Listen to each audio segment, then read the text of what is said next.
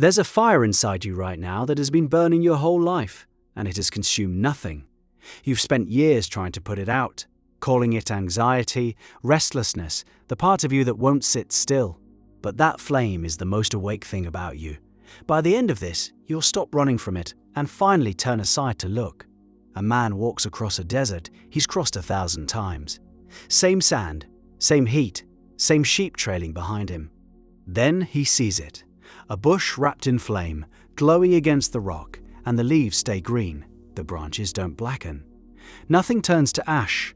Moses says something strange in that moment. He says, "I will turn aside and see this great sight, why the bush is not burned." The miracle wasn't the fire. Fire in a desert is common. The miracle was a fire that gave everything and took nothing. Sit with that picture because you've misunderstood it your entire life. Most of us were taught that transformation costs you, that to grow, something has to die, that the old self must be burned away before the new one can rise. So we brace for the flames. We treat every awakening like a funeral, and we miss the thing the bush is actually showing us. What burns in you can give you light while leaving you whole. Think about how revelation usually arrives. You're driving, or washing a dish, or lying awake at 3 a.m, and suddenly you understand something you've circled for years. Where did that come from? You didn't manufacture it. You didn't reason your way there. It appeared, fully formed, in a part of you that was simply paying attention. That part is the flame. That part has always been lit. But here's what most people do with that fire. They look away. Moses had walked past that bush, or bushes like it, for 40 years. The fire was waiting the whole time. What changed on that one day was that he turned aside. He gave it his full attention instead of his sideways glance, and the voice only came after he turned. Awareness speaks to the part of you that's fully looking. There's a detail in the story people skip past. Moses asks for the name of the voice, and the answer comes back as being itself, untethered from any noun. Hold that against your own habit of self-definition. You introduce yourself by your job, your wounds, your last mistake. The fire refuses all of it. The fire describes a presence that simply is, prior to every label you've ever worn. That's the register awareness lives in. Underneath the running commentary, beneath the verdicts you pass on yourself 100 times a day, there's a quiet that watches the verdicts come and go. You felt it in rare seconds, a pause in an argument where you suddenly see the whole shape of it, a morning where the noise drops and the world looks washed clean. Those are the moments the bush flares bright enough that even you can't ignore it. So why do we keep our backs to the flame? Because we think looking at ourselves directly will incinerate us. We're terrified that if we really examined our jealousy, our fear, our hunger, the honest shape of who we are, the sight would destroy us. So we manage the fire from a distance. We keep busy. We keep scrolling. We keep the bush in the corner of our eye where it can't demand anything. The teaching hidden in that green unburnt leaf is this: you can look at the whole of yourself and survive it.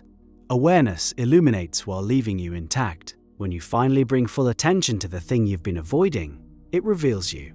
The shame you thought would swallow you whole just sits there in the light, smaller than you feared, finally visible. And in becoming visible, it loses its grip. This is the inner work, and it's demanding. Turning aside is a discipline. It means sitting with what you'd rather distract yourself from, and refusing to flinch, and refusing to perform. Most people can't hold their own gaze for 30 seconds. Try it. Watch how fast the mind runs for the exits. But the ground around that bush is called holy, and the word holy here means set apart, made still, taken out of the ordinary rush. Moses is told to remove his sandals, strip away the thing between you and the ground, strip away the buffer, the numbness, the layer you keep between yourself and your own experience. Stand on the bare earth of what's actually true for you. That's where the voice speaks. Consider what fire actually does that no other force can. It gives light and heat by transformation, by turning fuel into energy, and the fuel is always destroyed in the giving. A candle shortens, a log becomes ash. Every flame you've ever seen survives by consuming. So a fire that consumes nothing breaks the only rule fire has. It points to a kind of giving that doesn't deplete the giver, a source that pours out and stays full. That source is what you're made of, underneath the part of you that's always running low. You think attention costs you, that turning inward will drain what little you have left, The bush says the opposite. When you give awareness to your own life, you don't burn down, you catch light. The watching itself generates more of what it spends. This is why the people who do real inner work look more alive, not more exhausted. They found the fuel that renews itself in the burning. And yet, the practice still asks for courage, because the first thing the fire illuminates is rarely flattering. When you turn aside and actually look, you see the smallness first, the pettiness you hide, the fear-driving choices you call principles. People flee at exactly this moment. They mistake the discomfort of being seen for the danger of being destroyed. But the leaf stays green. You're being shown, and the showing is survivable, and on the far side of it is something that was always steady underneath the mess. Now notice what the fire reveals when Moses finally listens. A name. I am that I am, pure being, with one role, one story, one description. Existence itself. The fire tells him what already is.